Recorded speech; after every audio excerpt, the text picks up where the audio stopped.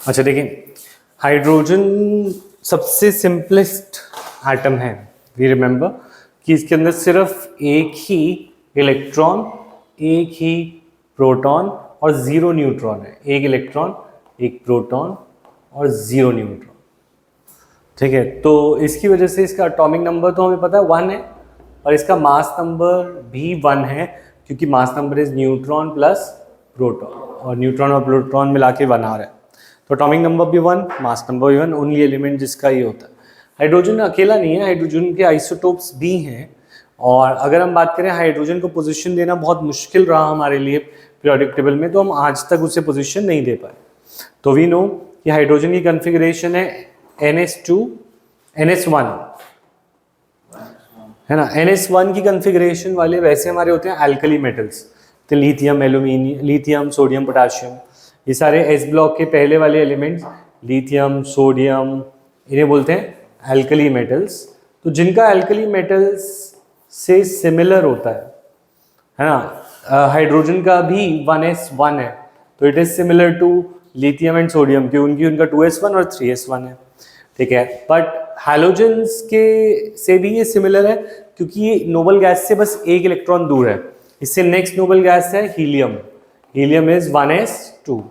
और बाकी सारे जो फ्लोरीन, क्लोरीन, ब्रोमीन होते हैं जिन्हें हम बोलते हैं हैलोजेंस, ये भी एक इलेक्ट्रॉन दूर होते हैं। हालांकि इनकी कन्फिग्रेशन थोड़ी सी अलग होती है, Np5, पर ये एक इलेक्ट्रॉन दूर होते हैं अपनी नोबल गैस कन्फिग्रेशन से। दैट मीन्स ये अल्कली मेटल को भी रिजेंबल करता है और हैलोजन को भी रिजेंबल करता है। तो हमें क्या चीज़ें याद रखनी है, ये सब सिंपल सी बातें कि इसकी कन्फिग्रेशन 1 इलेक्ट्रॉन शॉर्ट है than the noble gas configuration, and also like alkali metals it has 1 electron in its outer shell, या एस के अंदर एक इलेक्ट्रॉन है, तो दोनों से सिमिलर है। हाँ, इलेक्ट्रॉनिक कॉन्फ़िगरेशन अटेन करने के लिए एक एलिमेंट के पास सिर्फ लास्ट शेल के अंदर फील्ड इलेक्ट्रॉन होना चाहिए। ऑलरेडी पिछले वाली शेल्स में तो फील्ड होते हैं, तो ये फर्क नहीं पड़ता कि एस में है, पी में है, डी में, बस फील्ड होने चाहिए पूरे। हाँ फील्ड होना चाहिए। तो जैसे हीलियम 1s2 होता है, हीलियम में बस एक्सेप्शन है, क्योंकि फर्स्ट शेल में सिर्फ एस आता है, बाकी सब में P6 होता है, बाकी हीलियम में 1s2 होता है। तो जैसे इसके अंदर एस भर रहा है और उसमें पी भर रहा है, तो वो फर्क नहीं पड़ता, बस कॉन्फ़िगरेशन शेल फुल होनी चाहिए। हाँ ठीक है। अच्छा, उसके अलावा अगर हम बात करें कि ये हाइड्रोजन पॉजिटिव आयन बनाता है just like alkali metal, hydrogen negative ion बनाता है जस्ट लाइक हैलोजेंस। तो इसे बोलते हैं हाइड्रोजन आयन को प्रोटॉन बोलते हैं, इसे हाइड्राइड आयन बोलते हैं। ये कौन सा आयन है? हाइड्राइड। तो ये गेन भी करता है और ये लूज भी करता है। ठीक है, और इट्स, अगर मैं बोलूं आयनाइजेशन एंथैल्पी में किससे सिमिलर है, तो आयनाइजेशन एंथैल्पी में it is more similar to halogens, क्योंकि it has high ionisation enthalpy. Just like halogens की आयनाइजेशन एंथैल्पी हाई होती है, तो इसकी भी हाई आयनाइजेशन एंथैल्पी है हाइड्रोजन की। ठीक है, on the other hand alkali metals have low ionisation enthalpy. तो क्वेश्चन आएगा कि hydrogen resembles which of the two elements in ionisation enthalpy, तो you will choose fluorine, chlorine, bromine में से कोई, क्योंकि ये हैलोजन तो ज़्यादा रिजेंबल करता है इस केस में, आयनाइजेशन एंथैल्पी के केस में, और अल्कली मेटल्स को कम, क्योंकि अल्कली मेटल की लो होती है पर इसकी हाई है। ये याद रखेंगे। समझ आया नहीं आया? इलेक्ट्रॉन को निकालना आसान होता है इनसे, अल्कली मेटल से, पर इनसे मुश्किल होता है। हाइड्रोजन से क्या है, आसान या मुश्किल? मुश्किल है, मुश्किल है। ठीक है, तो इसकी आयनाइजेशन एंथैल्पी हाई है। ये पेज क्लियर है? बड़े निकाल सकते हैं ना? इलेक्ट्रॉन। हाँ निकाल सकते हैं। ठीक है, hydrogen form oxide, halide, sulphide. Oxide माने हाइड्रोजन ऑक्साइड बनाता है, लाइक H2O, सल्फाइड बनाता है H2S। ठीक है, ये किसकी तरह है? ये सब एल्कली मेटल की तरह है। लिथियम भी ऑक्साइड बनाता है, जैसे सोडियम भी सल्फाइड बनाता है, सेम फॉर्मूले का। तो ऑक्साइड्स और सल्फाइड्स के फॉर्मूले किससे मिलते हैं? ऑक्साइड, हैलाइड्स और सल्फाइड्स के फॉर्मूला मिलते हैं एल्कली मेटल से। ठीक है, हाइड्रोजन के। नेक्स्ट, अच्छा, they possess metallic characteristics under normal conditions, मतलब मेटल की तरह कैरेक्टर्स दिखाते हैं कौन, अल्कली मेटल। पर क्या मेटालिक होता है हाइड्रोजन? नहीं। ठीक है, ये गैस होता है, और गैस कौन होते हैं, हैलोजेंस या अल्कली मेटल्स? हाइड्रोजन्स गैस होते हैं, तो इट रिजेंबल्स देम। तो डायटोमिक मॉलिक्यूल है। अच्छा, आयनाइजेशन एंथैल्पी की वैल्यूज दे रखी है। लिथियम की आयनाइजेशन एंथैल्पी 520 है, फ्लोरीन की 1680 आयनाइजेशन एंथैल्पी, और हाइड्रोजन की 1312। तो किससे सिमिलर है, लिथियम से ज़्यादा सिमिलर लग रहा है या फ्लोरीन से? फ्लोरीन से। हायर आयनाइजेशन एंथैल्पी जो हम पहले बात कर रहे थे, उसकी वैल्यूज के बारे में। ठीक है, क्लियर है पॉइंट? ठीक है, अगर हम बात करें रिएक्टिविटी में, इसकी रिएक्टिविटी कम है। हाँ, हाइड्रोजन की, हाइड्रोजन का चैप्टर है, हम हाइड्रोजन पे ध्यान कर रहे हैं।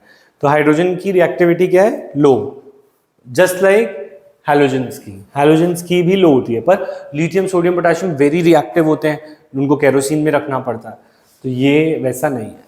ठीक है, next, in spite of the fact that hydrogen to a certain resembles both the alkali metals and halogens, it differs from them as well. अगर हम बात करें कि माना कि हाइड्रोजन अल्कली मेटल से भी सिमिलर है, हैलोजन से भी सिमिलर है, पर ये दोनों से अलग भी है। ठीक है, तो बहुत सारी चीजें हैं जो ये दोनों से मैच नहीं करती। तो loss of electron from hydrogen gives it's size of 1.5 × 10⁻³ इसका न्यूक्लियस का साइज बहुत छोटा हो जाता है, एक्सट्रीमली स्मॉल। यूजुअली इतना स्मॉल किसी का नहीं होता, तो दिस इज एक्सट्रीमली स्मॉल। और यूजुअल आयनिक साइजेस कितने होते हैं, 50 से 200 पिकोमीटर, और इसका साइज है 0.0015 पिकोमीटर। तो यूजुअल आयन्स बहुत बड़े होते हैं कंपेयर टू हाइड्रोजन आयन। ठीक है, तो ये एक चीज है जो दोनों से अलग है, सोडियम से भी और हैलोजन से भी, अल्कली मेटल से भी और हैलोजन से भी। तो H+ फ्रीली एग्जिस्ट भी नहीं करता, इसका आयन फ्रीली एग्जिस्ट नहीं करता। ये क्या करता है, पानी मिलता है तो ये पानी के साथ कंबाइन हो जाता है, H+ + H2O forms H3O+, like this. But अगर H के बाद ऑलरेडी एक है, वो एक ही हटा देगा तो फिर एटम बचेगा? एटम नहीं बचा, न्यूक्लियस बचा सिर्फ, ठीक है ना? ठीक है, तो क्लियर है यहाँ तक? ठीक है, इसमें से जो इंपॉर्टेंट बात थी बस यही थी कि वो आयनाइजेशन थैल्पी में किसको रिजेंबल करता है और रिएक्टिविटी में किसको रिजेंबल करता है। तो ये 2-3 पॉइंट्स लिख लो। इट रिजेंबल्स, लिख लिया हुआ आयनाइजेशन वाला तो पॉइंट, ठीक है, ये लिख लो। In reactivity it resembles halogens, reactivity में किसको रिजेंबल करता है, हैलोजेंस को। In physical state it resembles hydrogen, and in formula of oxides and oxides and sulfides it resembles alkali metal। ठीक है, in reactivity it resembles halogens, in physical state कि कौन से स्टेट में है, it resembles halogens, और in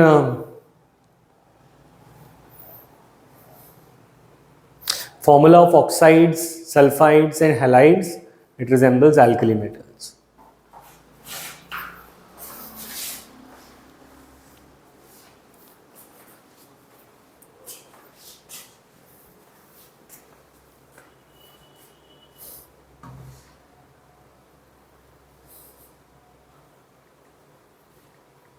metals में सिर्फ एक ही है? मेटल्स में सिर्फ एक ही था या अल्कली वाले में? नहीं, और भी है, इलेक्ट्रॉनिक कन्फिग्रेशन, पॉजिटिव आयन। ठीक है, नेक्स्ट,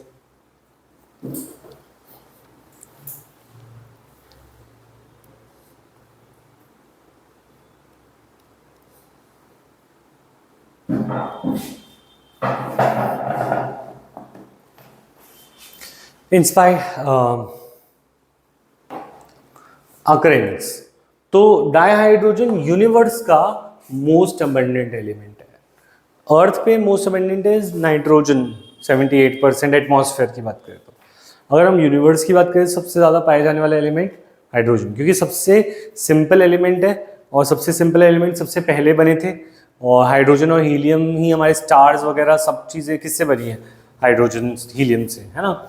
तो and it is the principal element. तो टोटल परसेंट ऑफ यूनिवर्स का टोटल 70% मास किसका है, हाइड्रोजन का, ठीक है। And it's principal element in solar atmosphere, sun के अंदर भी सारा हाइड्रोजन ही है। The giant planet Jupiter and Saturn सारे हाइड्रोजन के ही बने हैं, ये गैस प्लैनेट्स हैं, वहाँ पे वो इतना सतह नहीं है, मतलब पॉइंट इज दिस, वहाँ पे लैंड नहीं है। हाँ ग्रेविटी तो है, ग्रेविटी नहीं है, गैसेस को ही कंडेंस किया हुआ है, पर वो गैसेस प्लैनेट है, बड़े बड़े जो इतने बड़े प्लैनेट्स हैं। However, due to light nature, it is much less abundant in the Earth's atmosphere. Hydrogen balloons कहाँ जाते हैं, ऊपर, क्योंकि वो हल्के होते हैं, तो अर्थ के एटमॉस्फेयर के ऊपर लेस डेंस चीज़ ऊपर रहती है, मोर डेंस चीज़ नीचे रहती है, ये तो तुम्हें पता ही है। तो ये लेस डेंस है तो ये ऊपर जाता है, तो अर्थ के एटमॉस्फेयर में ज़्यादा नहीं रहता, ठीक है। 0.15% बाय मास ही है। Next, of course combined form it constitute 15.4% of the Earth's crust and oceans। यानी कि अगर हम कंबाइंड फॉर्म में बात करें तो इसका कोई मैच ही नहीं है, क्योंकि 15% ये सारा पानी में ही हाइड्रोजन है। ज़्यादातर एलिमेंट कंबाइंड फॉर्म में हाइड्रोजन के साथ रह लेते हैं। तो in combined form besides water it is found in plant and animal tissues, carbohydrate, proteins, hydrides, और लाइफ भी इसके बिना पॉसिबल ही नहीं थी, क्योंकि सारे ऑर्गेनिक केमिस्ट्री में भी ये ही इंक्लूडेड है, हाइड्रोजन, है ना। अच्छा नेक्स्ट, अगर हम बात करें इसके आइसोटोप्स की, हमने पहले भी पढ़ा था चैप्टर 2 में। इसके 3 आइसोटोप्स हैं, one is protium, one is deuterium and one is tritium. तो H11 प्रोटियम, H12 और D ड्यूटेरियम, और H13 और T ट्रीटियम, है ना। इन सब में न्यूट्रॉन्स का फर्क है, इसके अंदर 0 न्यूट्रॉन्स, इसके अंदर 1 न्यूट्रॉन, इसके अंदर 2 न्यूट्रॉन्स, ठीक है। इनकी अबंडेंस बहुत कम है, सबसे ज़्यादा प्रोटियम ही पाया जाता है, ठीक है। नोटेड यहाँ तक।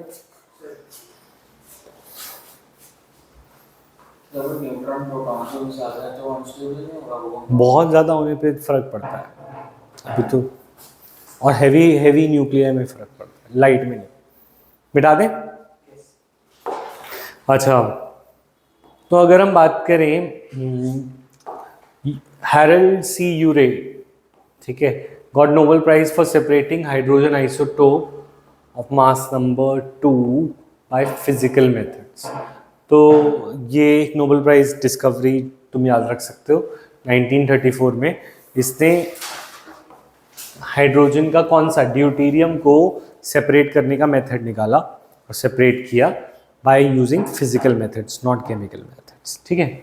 अच्छा, the predominant form is protium, हमें पता है सबसे ज़्यादा प्रोटियम पाया जाता है, और terrestrial hydrogen contain 0.0156 form of deuterium in the form of HD।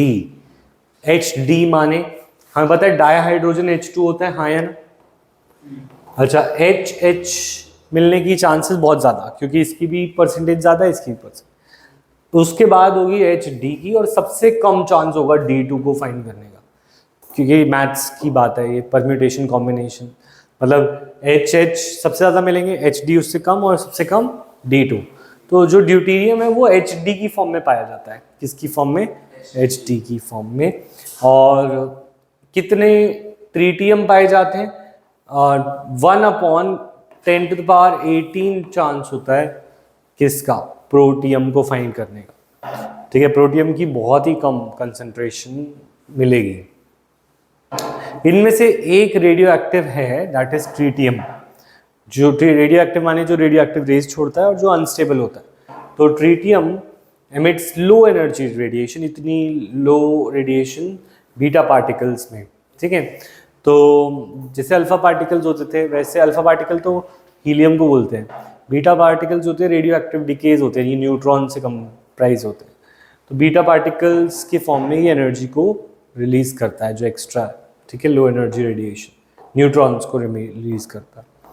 अच्छा, उसके बाद isotopes have the same electronic configuration, they have almost the same chemical properties, the only difference is in the reaction rates of reaction. The point is this, अगर हम बोलें कि तुम सांस लेते वक्त ऑक्सीजन का आइसोटोप ले लो या खाना खाते वक्त कार्बन का आइसोटोप ले लो, तो उससे तुम्हारी बॉडी पे कुछ ज़्यादा फर्क नहीं पड़ता, क्योंकि कार्बन, ऑक्सीजन या किसी के भी आइसोटोप्स केमिकल प्रॉपर्टीज़ में सेम ही होते हैं. सिर्फ यानी H2O या D2O तो तुम्हें उसका आइडिया नहीं लगेगा, ठीक है. बस उसके थोड़ी सी फिजिकल प्रॉपर्टीज डिफरेंट होती हैं और एक रेट्स ऑफ रिएक्शन, अगर वो रिएक्शन में पार्ट लेता है तो स्पीड ऑफ रिएक्शंस पे फर्क पड़ता है. हाँ बोलिए. कार्बन को ग्रेफाइट की फॉर्म में, पर रेडियो एक्टिव लोगे तो उससे कैंसर के चांसेस हैं, उसके अलावा बोल रहे. हाँ बोलो. कार्बन को ग्रेफाइट की फॉर्म में अगर हम ले तो हमारी बॉडी को कोई फर्क नहीं पड़ेगा. कार्बन को किसकी फॉर्म में? नहीं, वो तो कंपाउंड ही डिफरेंट है ना. हम कह रहे हैं एलिमेंट ही डिफरेंट है. मैं कह रहा हूँ कि तू ग्लूकोज खाता है तो ग्लूकोज में कार्बन 12 के साथ थोड़ा कार्बन 13 भी जाता होगा, बहुत कम डेली बॉडी में हमारी. तो वो कार्बन 13 क्या हमें हार्म पहुंचाता? नहीं, हमें समझ ही पता ही नहीं चलता हमारी बॉडी को, क्योंकि वो दोनों के दोनों है तो कार्बन. मेन चीज़ क्या है? प्रोटॉन इलेक्ट्रॉन, वो तो सेम ही है, बस न्यूट्रॉन मास ही तो बढ़ाते हैं और तो कुछ खास काम नहीं करते. तो केमिकल प्रॉपर्टी सबकी सेम होती है, थोड़ा सा फिजिकल प्रॉपर्टी में डिफरेंस आता है, ठीक है. अच्छा, physical property differ due to their large mass differences. तो अगर हम इनके बारे में बात करें तो chemical properties are same but physical property differs. और दूसरी चीज क्या डिफर करती है? Rate of reaction. तो लिखेंगे इन आइसोटोप्स तीन चीजें क्या क्या चीजें सेम रहती है और क्या डिफर करती हैं? इन isotopes chemical properties remain same, rate of reaction differs,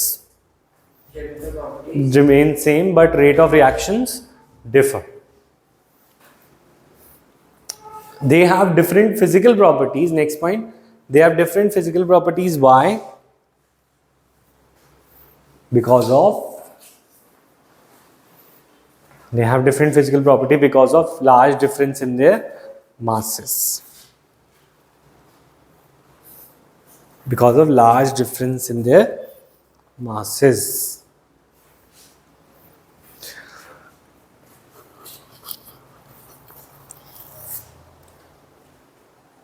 sir protein जो है वो 1/18 पाया जाता है. 1/10 to the power 18, यानी 10 to the power -18 उसकी फ्रैक्शन है ढूंढने का, ठीक है. नेक्स्ट,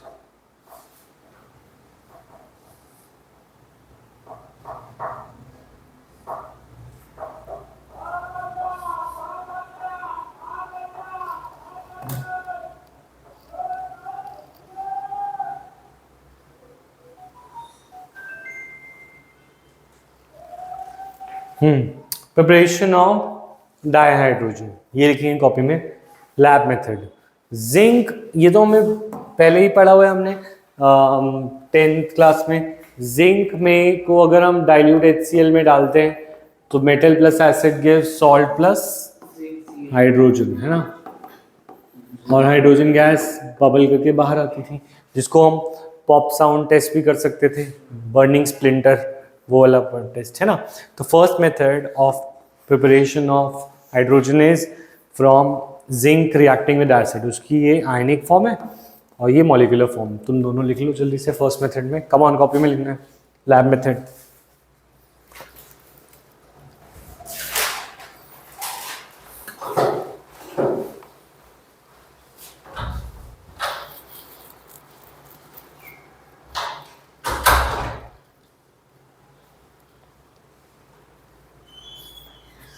सही, ऊपर वाला कौन सा है फॉर्मूला? ऊपर वाला कौन सा फॉर्मूला है? ये रिएक्शन है इसका, ये इसका मॉलिक्यूलर रिएक्शन है, ये इसका आयनिक. आयनिक में हम Cl को हटा दिया बस.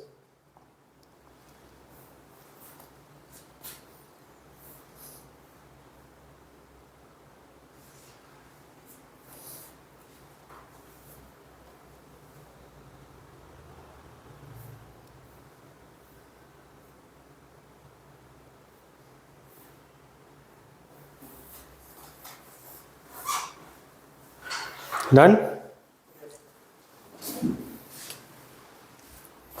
अच्छा, तुम्हें याद होगा जिंक एम्फोटेरिक होता है, तो जिंक जो होता है एसिड के साथ रिएक्ट करता है, बेस के साथ भी।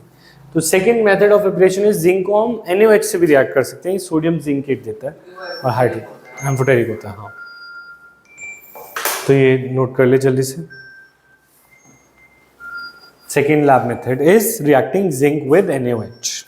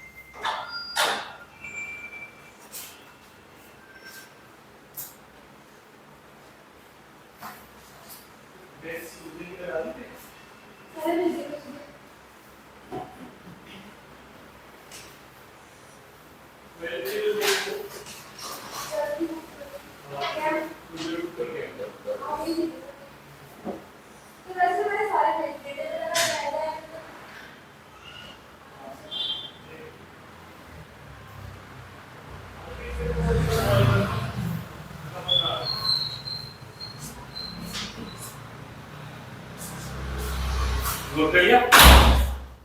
तो दो लैब मेथड्स थे यहाँ पर हमारे पास।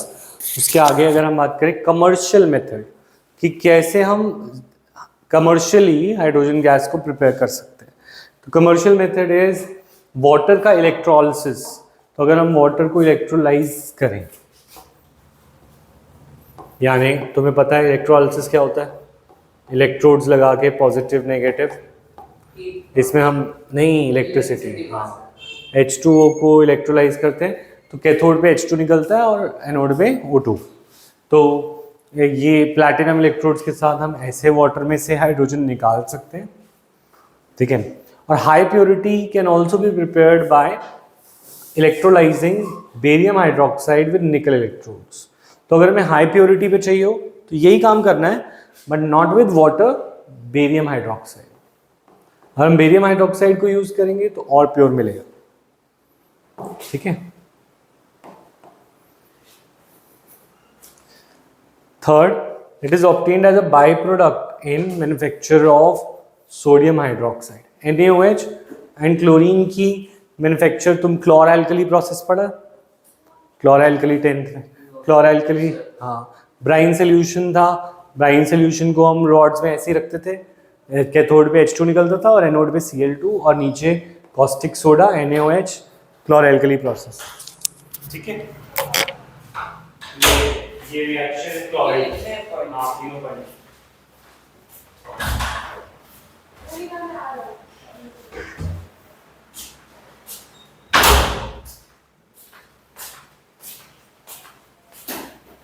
ठीक है, नोट किया। तो क्लोर एल्कली प्रोसेस में ओवरऑल रिएक्शन क्या है?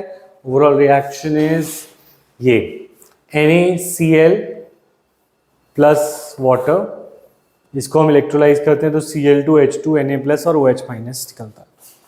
तो ये ओवरऑल रिएक्शन है। इसको मैं यहाँ पे लिख के दिखा देता हूँ तुम्हें।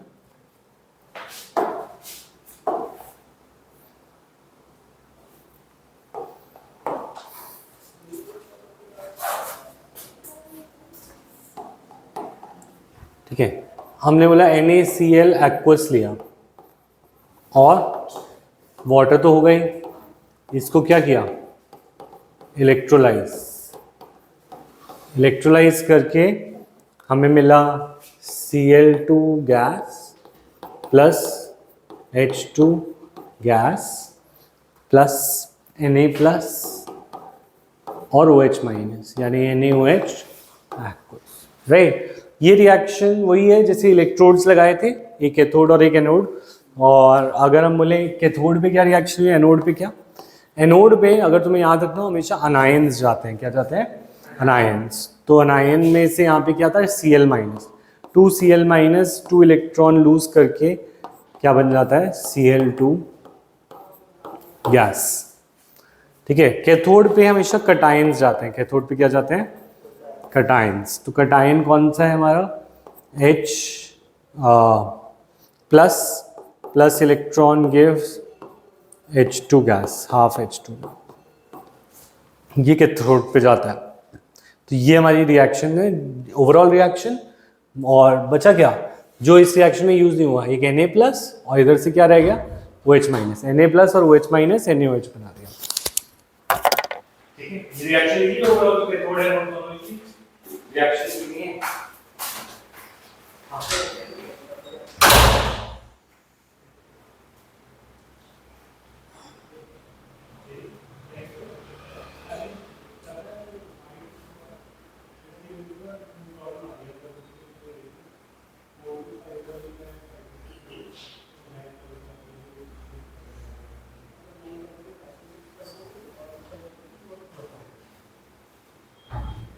नेक्स्ट है आज बात करेंगे।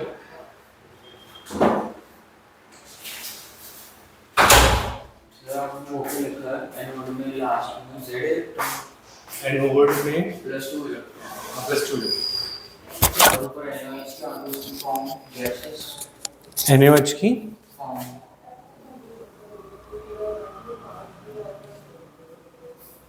कहाँ पे, Cl2+, अच्छा अच्छा, Cl2 gaseous, Cl minus aqueous, H plus aqueous और H प्लस। तो ये कुछ मेथड्स ऑफ प्रिपरेशन है जो हमें याद रखने हैं। हाँ, फैन एसी चला दूँ उसको, मैं थोड़ा सा वो फैन वाला चलाता हूँ, exhaust.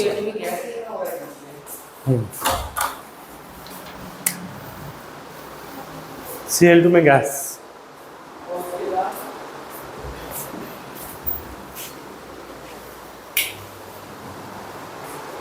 Cl2 gas plus 2 electrons. ठीक है, नेक्स्ट। तो ये हमारी हो गई कमर्शियल मेथड, प्रिपरेशन है लैब मेथड, और ये है कमर्शियल मेथड। अच्छा, अगर हम बात करें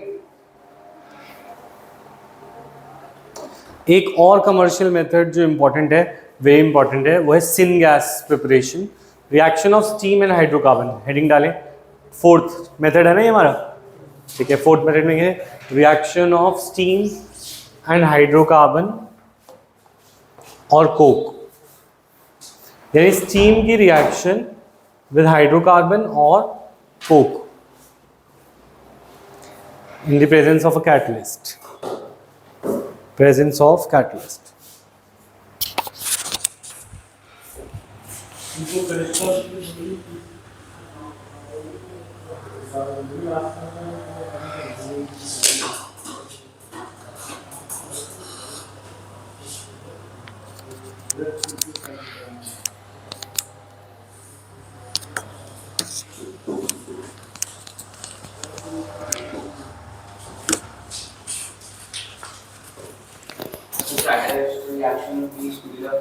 रिएक्शन की स्पीड को बढ़ाता है। हाँ, तो इसकी रिएक्शन क्या है, ये देखें, इस रिएक्शन में हमें देख रहे हैं, हमने कोई हाइड्रोकार्बन लिया, हाइड्रोकार्बन यानी जैसे मीथेन लिया, मीथेन के साथ स्टीम रिएक्ट करा रहे हैं। स्टीम होती क्या है, स्टीम तो H2O गैस होता है। ठीक है, तो hydrocarbon plus H2O gas at 1270 kelvin और निकल एज अ कैटलिस्ट हमारा कार्बन मोनोऑक्साइड और H2 गैस देता है। ये इसकी जनरल इक्वेशन है और ये इसकी ओवरऑल इक्वेशन, एक एग्जाम्पल है। हम यहाँ पे इथेन भी यूज़ कर सकते थे, प्रोपेन भी यूज़ कर सकते थे, कुछ भी यूज़ कर सकते थे। ठीक है, ये जल्दी से रिएक्शन बनाओ। अगर सपोज मुझे इसको बैलेंस करना हो, हमें पता है एल्केन का फॉर्मूला होता है CnH2n+2। ठीक है, अब मुझे इसको बैलेंस करना हो, मैं बैलेंस कैसे करूँगा, ये मुझे पता है कि हाइड्रोकार्बन कोई भी हो वो चलेगा, कार्बन मोनोऑक्साइड और H2 गैस ही रिलीज करेगा।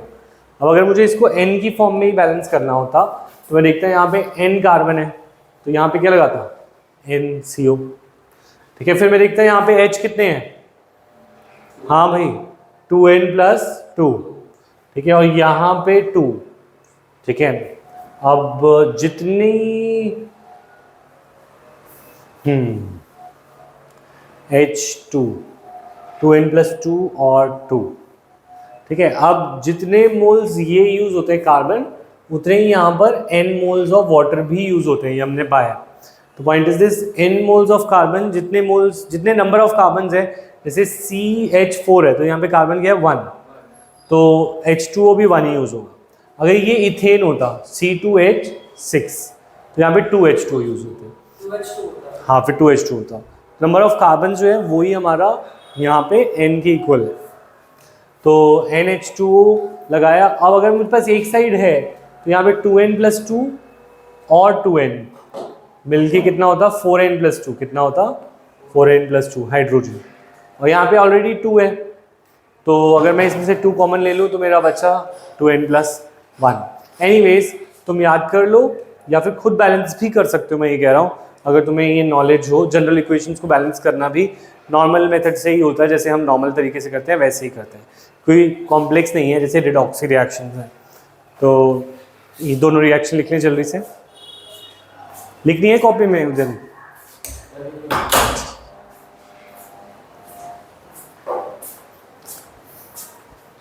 तो ये 1270 है, 1270 टेम्परेचर, इतने केल्विन टेम्परेचर, हीट नहीं, निकल कैटलिस्ट। अब CO और H2 को मिला के वेरी इंपॉर्टेंट वाटर गैस भी बोलते हैं, इसको बोलते हैं वाटर गैस। तो कार्बन मोनोऑक्साइड और H2 का जो मिक्सचर है, this is called water gas.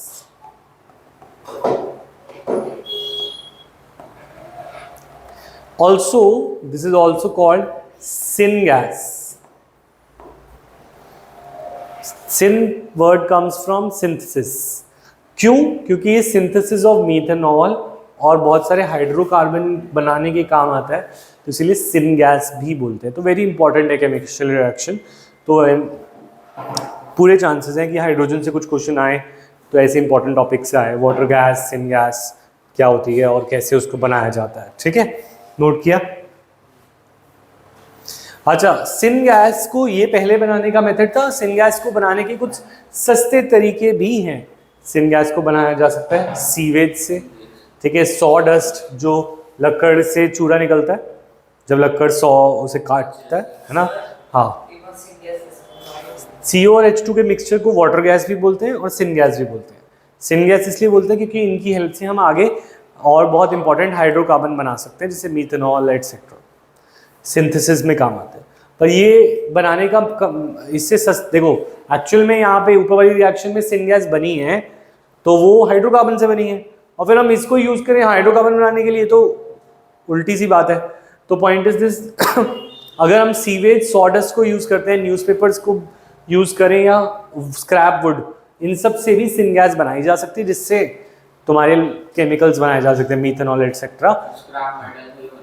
Metal नहीं, स्क्रैप वुड, हाइड्रोजन रिलीज होती है, उस हाइड्रोजन बनती है, हाइड्रोजन का मेथड बनाने का। ठीक है, नेक्स्ट, ये बना दे, मिटा दो इसे।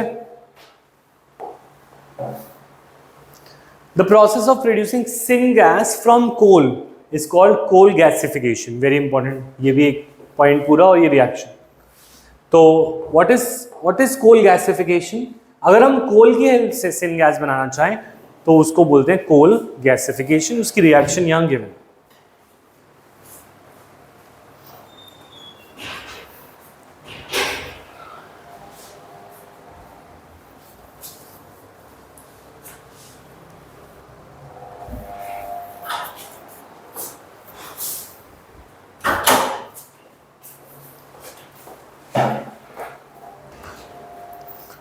ठीक है,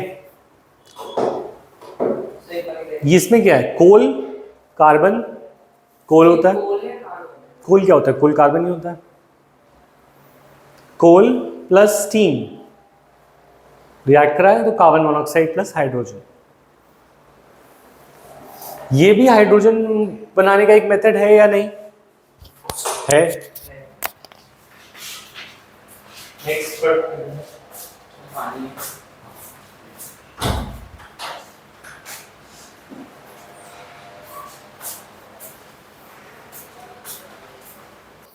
हम कह रहे हैं कि हाइड्रोजन गैस की प्रिपरेशन में हमें पता है जो कार्बन मोनोऑक्साइड रिलीज हो रही है, हम उस कार्बन मोनोऑक्साइड से और ज़्यादा हाइड्रोजन भी निकाल सकते हैं। कैसे? अगर हमें मेन पर्पस हाइड्रोकार्बन बनाना नहीं है, सिनगैस वेरी यूजफुल है फॉर प्रिपेयरिंग हाइड्रोकार्बन, किसको बनाने के लिए? पर हमारे चैप्टर हाइड्रोजन है और हम हाइड्रोजन बनाने की बात कर रहे हैं। तो अगर हमें हाइड्रोकार्बन नहीं बनाने, हमें हाइड्रोजन ही बनाना है, तो हम वाटर गैस के अंदर जो कार्बन मोनोऑक्साइड है उसको वेस्ट क्यों करें? हम उसको स्टीम के साथ और रिएक्ट करा के और हाइड्रोजन निकाल सकते हैं जब तक वो कार्बन मोनोऑक्साइड कार्बन डाइऑक्साइड ना बन जाए। तो अगर सिनगैस तुम्हें नहीं चाहिए तो you can shift water gas reaction, water gas को शिफ्ट कराकर अपना हाइड्रोजन बनाने में काम ला सकते हो। तो this is called water gas shift reaction, hydrogen gas की यील्ड को बढ़ाने के लिए ये बना है water gas shift reaction for preparation of hydrogen. थोड़ा कंफ्यूजिंग है चीज़ें, पर ध्यान लगाओगे तो समझ आएगा। हम कह रहे थे कि स्टीम और हाइड्रोकार्बन की हेल्प से हम वाटर गैस बनाते हैं जिसमें हाइड्रोजन निकलता है, पर हमें और हाइड्रोजन चाहिए तो वाटर गैस को और स्टीम से रिएक्ट कराओ तो हमें और हाइड्रोजन निकल आएगा। इस रिएक्शन को बोलेंगे water gas shift reaction.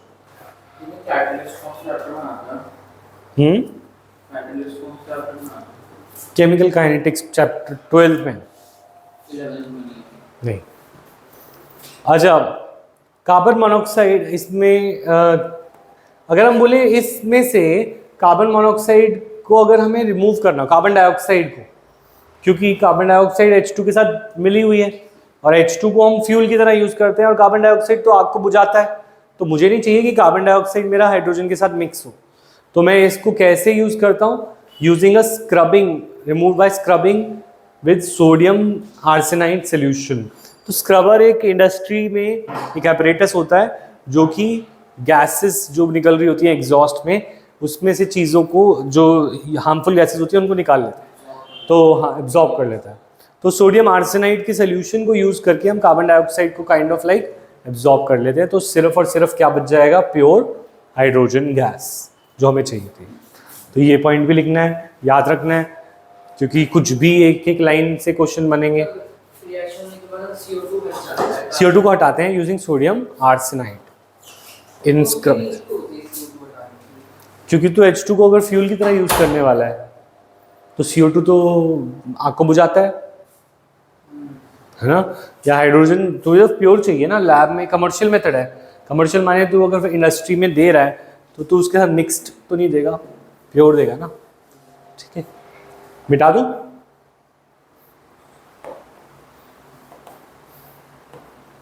Presently, 77% of the industrial dihydrogen is produced by petrochemicals, 18% from coal and 4% from electrolysis and 1% from other sources. So point is this, 18% from coal gasification, 18% इससे, 77% इस reaction से hydrocarbon, petrochemical वाले hydrocarbon से। ठीक है, तो main दो reactions हैं जो मेजर पार्ट बनाती है इंडस्ट्रीज का। ठीक है, अगर हम बात करें प्रॉपर्टीज ऑफ डाइहाइड्रोजन, राइट, तो प्रॉपर्टीज ऑफ डाइहाइड्रोजन क्या क्या है हमारे पास? डाइहाइड्रोजन कलरलेस है, ओडरलेस है, टेस्टलेस है, कंबस्टिबल है। ठीक है, it is lighter than air, insoluble in water. ये सब चीज़ें हम, बहुत छोटी चीज़ें। यहाँ पे एक इंपॉर्टेंट चीज़ है, HH बॉन्ड की केमिकल प्रॉपर्टी देखें।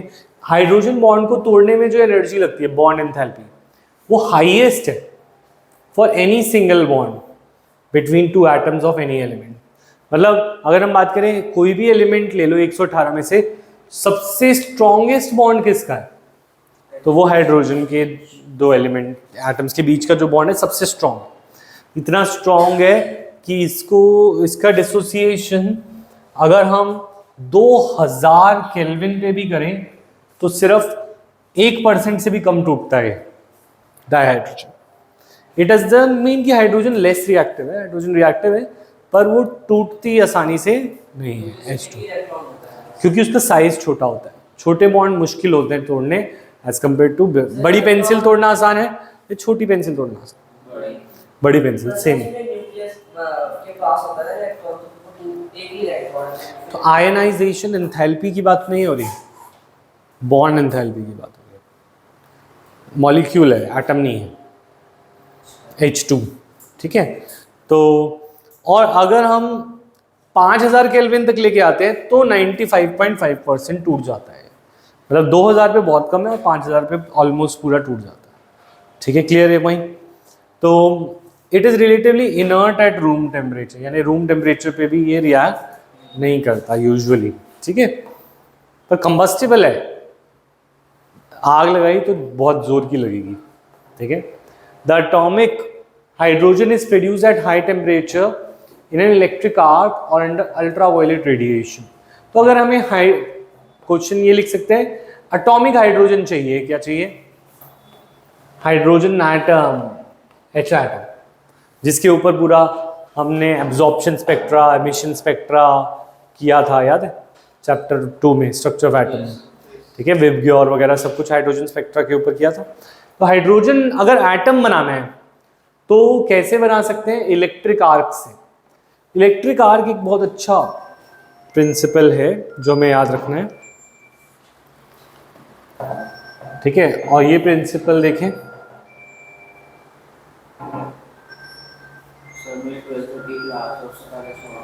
हाँ बस छोड़। इलेक्ट्रिक आर्क का मतलब है हम दो इलेक्ट्रोड्स लिए और इन दो इलेक्ट्रोड्स के बीच में स्पार्क्स जनरेट कर रहे हैं। क्या जनरेट कर रहे हैं?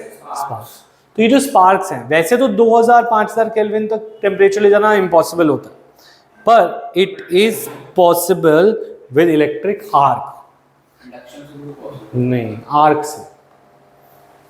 आर्क जो है, मतलब जो इलेक्ट्रिक स्पार्क्स होते हैं, they are very high temperature for momentary time, बहुत माइक्रो सेकेंड्स के लिए। हमने स्कूल के अंदर मॉडल बनाया था, उसके अंदर हमने प्लास्टिक को बर्न करके, मतलब कुछ बढ़ा क्वांटिटी प्लास्टिक को बर्न करके फ्यूल बनाया था उससे।